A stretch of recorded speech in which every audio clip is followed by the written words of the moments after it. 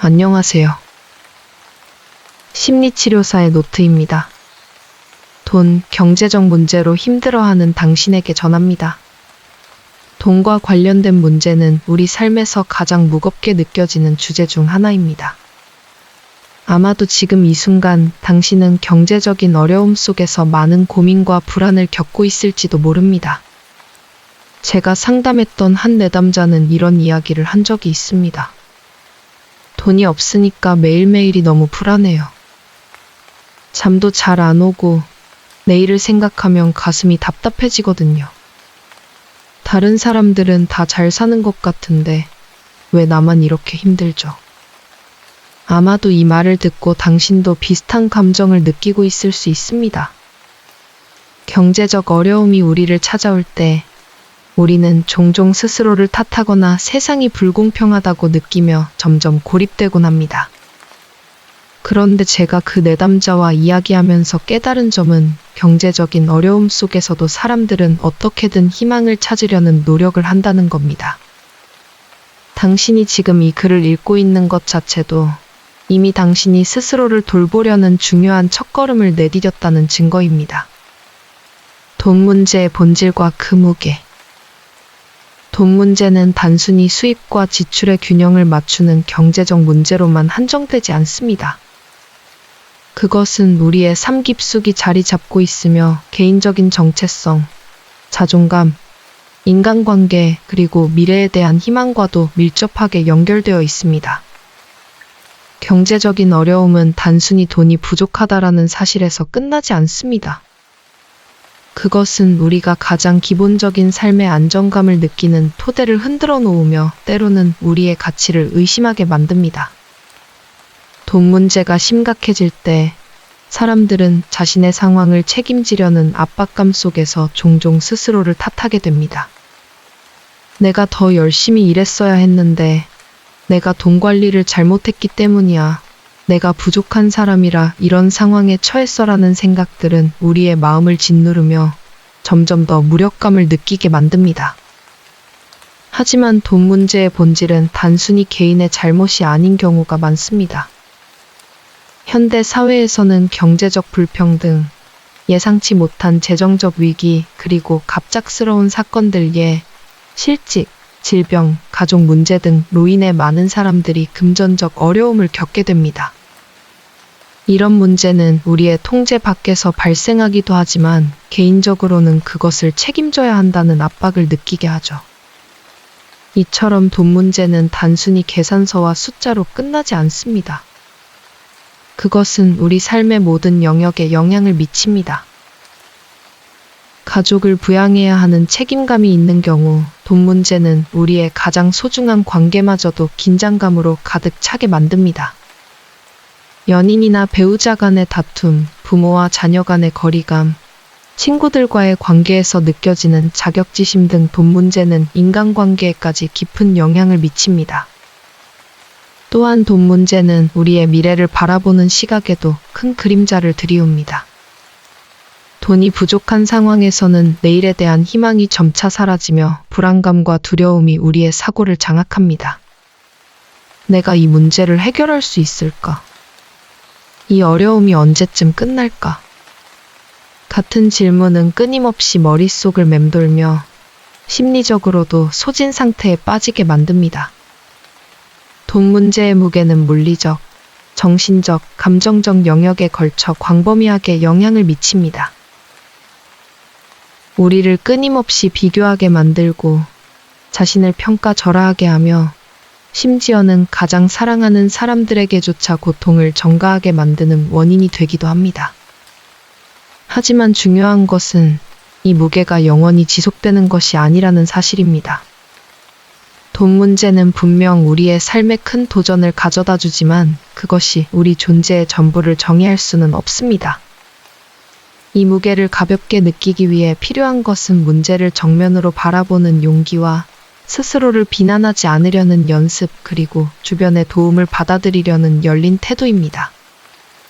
돈 문제는 우리를 시험하는 순간이 될 수 있지만 동시에 우리를 더 강하고 현명하게 만들어줄 중요한 계기가 될 수도 있습니다.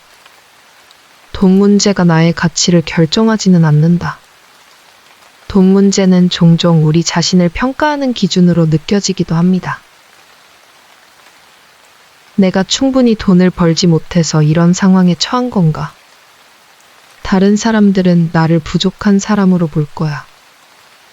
라는 생각은 경제적 어려움을 겪고 있는 많은 사람들이 공통적으로 느끼는 감정입니다. 제가 상담했던 한 내담자는 이렇게 말했습니다.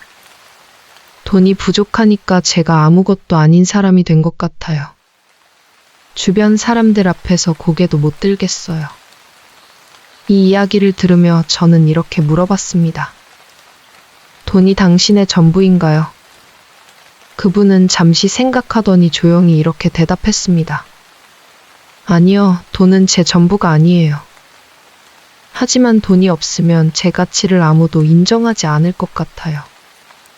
이 대화를 통해 우리는 중요한 사실을 깨달았습니다. 돈은 우리의 삶에서 중요한 도구이긴 하지만 그것이 우리의 존재 가치나 인간성을 결정할 수는 없다는 점입니다.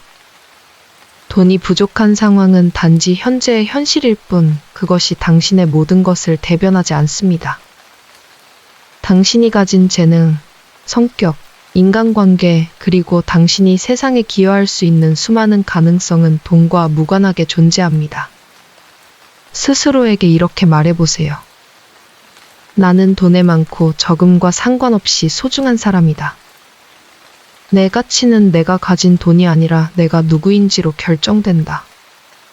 이러한 자기 확신은 당신이 스스로를 바라보는 방식을 변화시킬 수 있습니다. 물론 경제적 어려움이 현실적으로 큰 도전임은 분명하지만 그것이 당신 자신을 비난하거나 자존감을 깎아내리는 이유가 되어서는 안 됩니다. 돈은 우리가 삶을 살아가는 데 필요한 중요한 도구일 뿐 그것이 당신의 가치를 판단하는 잣대가 될 수는 없습니다. 당신의 가치는 변하지 않습니다. 돈이 많거나 적음과 상관없이 당신은 여전히 충분히 소중한 사람입니다. 돈 문제와 고립감에서 벗어나기. 돈 문제는 종종 우리를 세상과 단절시키는 원인이 됩니다. 경제적 어려움에 처하면 우리는 주변 사람들과의 관계에서 거리를 두게 되고 스스로를 점점 더 고립시키는 경향이 있습니다. 내가 이런 상황에 놓였다는 걸 알면 다른 사람들이 날 어떻게 볼까? 사람들이 나를 실패한 사람으로 생각하지 않을까? 라는 두려움 때문에 자신의 문제를 털어놓기 어렵게 느껴지죠. 제가 상담했던 한 내담자는 이렇게 말했습니다.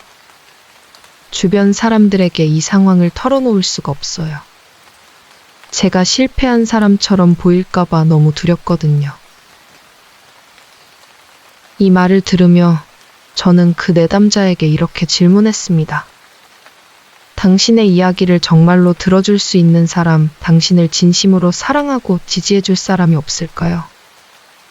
그분은 한참 동안 고민하다가 조심스럽게 가까운 가족과 이야기를 나눠보기로 했습니다. 그리고 그 대화가 얼마나 큰 위로와 힘이 되었는지 나중에 이렇게 말했습니다. 내 상황을 털어놨더니 오히려 더 편안해졌어요. 혼자라고 느꼈던 게 사실은 아니었더라고요. 우리는 때로 도움을 요청하지 않으면 주변 사람들도 우리의 고통을 알아채지 못할 수 있다는 사실을 잊곤 합니다. 경제적 어려움은 부끄러운 것이 아니며 그것을 나누는 것도 결코 약함이 아닙니다.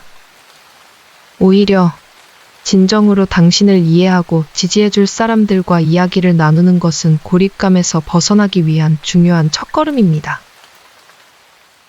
왜 우리는 고립감을 느끼는가? 고립감은 경제적 어려움이 가져오는 부정적인 감정 중 하나로 다음과 같은 이유로 발생합니다.